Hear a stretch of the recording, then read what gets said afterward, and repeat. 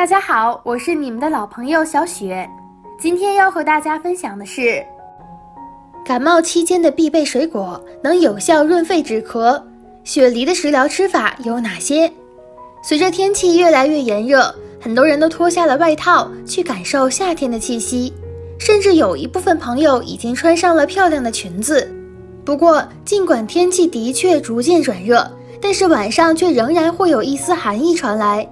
所以有许多因为穿得过少而导致感冒的现象频频发生。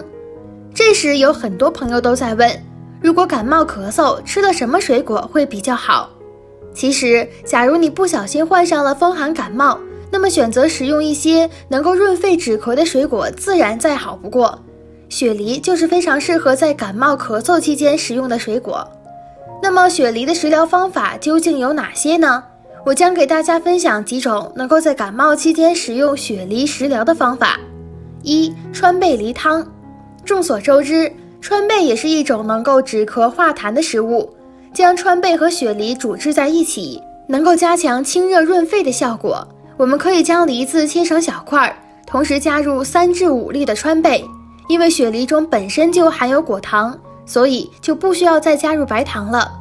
这种吃法是一种非常适合在感冒期间食用的方法，具有良好的润肺止咳的功效。2. 雪梨花椒汤。